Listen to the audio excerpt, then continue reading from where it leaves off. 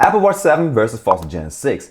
Who will be victorious? These two watches are just great in every aspect. You got offline music, built-in GPS, advanced health and activity tracking, you got notifications, a cool design, and a lot more. And all of that in today's video. Hey folks, my name is Leonard, you're watching a product reviewer, and that's me. So let's start with some navigation and the design. And both have actually pretty similar ways of navigating. On the Fossil Gen 6 you have 3 physical buttons on the side. The middle one is rotatable and you can scroll through your apps and tiles with this.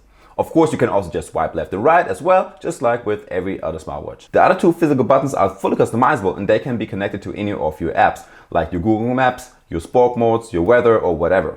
Now by long pressing the middle button you get access to Google Voice Assistant. But I mean you can also just swipe to the right or say hi Google, but make sure to turn on the Google Voice Detect on first in the settings, otherwise it won't work. The Apple Watch 7 has 2 physical buttons. The upper and main button is rotatable, with which you can zoom in and out of your apps, scroll through your messages, or if you rest your finger on the side of it, you do an ECG scan. The lower side button takes you to your tabs and emergency function, and as for last you can of course just use your fingers to swipe left and right if you want to. The Apple Watch 7 has a sporty square look with round edges. It either comes in 45 or 41mm in an aluminum case and Ion X glass. Or the more expensive version comes in titanium with a sapphire glass, which is very durable. Whereas the Fossil Gen 6 has a casual round design and comes in the size of 44mm or 42mm with either a silicone, leather or stainless steel strap. This watch has a steel casing and the bezel of it looks very nice. Next up we got the battery life, and both watches aren't that good in particular.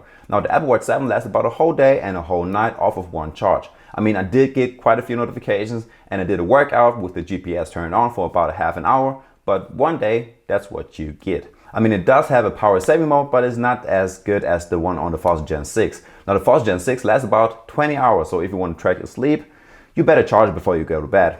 Now the good thing about the Fossil Gen 6 is that it has 4 different power saving modes in total. Now you have a time only, you have an extended one which turns off basically most of the features, you have the daily one, and you have a custom one. This one is my personal favorite since you can decide what features should be turned off or on. Now speaking of some features, what features do we get only with the Apple Watch 7 and which do we only get with the Fossil Gen 6? On the Apple Watch Series 7 we have an ECG function. All we have to do for that is rest our finger on the side of the rotatable button, and after just a few seconds you will get your results.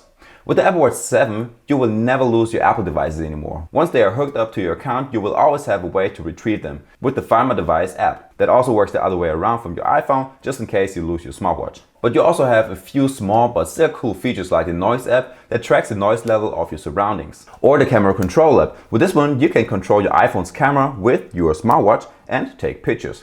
Now as for last, we have the watch faces. And yes, I know both watches have customizable watch faces, but the difference is, once you have selected a watch face on the Apple Watch 7, it will be in your rotation and you only have to swipe left and right to have a new one. Also, some of these watch faces are also animated and are very cool to play around with and to look at. The Fossil Gen 6 has different battery modes, customizable buttons and a Google Voice Assistant, which I have already mentioned. But what do they have in common? On both of these watches you can receive all kinds of notifications and reply to them in various ways.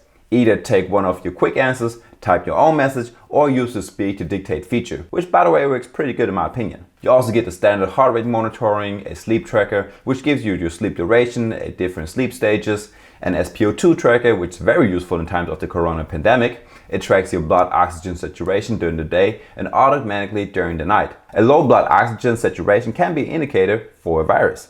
So what else do we got? A weather widget which shows us a little weather forecast for the next week. We can listen to music offline if you download music to your smartwatch via Spotify or other apps, even though you will need a Spotify premium account in order to do so. And of course we have the usual stuff like a calendar, alarm, timer and a stopwatch. Okay, with all of that being out of the way, let's head to the sport modes and the accuracy of the built-in GPS and the heart rate. Now during my workouts these two watches weren't that far off. Now the Apple Watch 7 gave me on my 30-minute strength workout an average heart rate of 94 beats per minute and a total amount of calories of 167.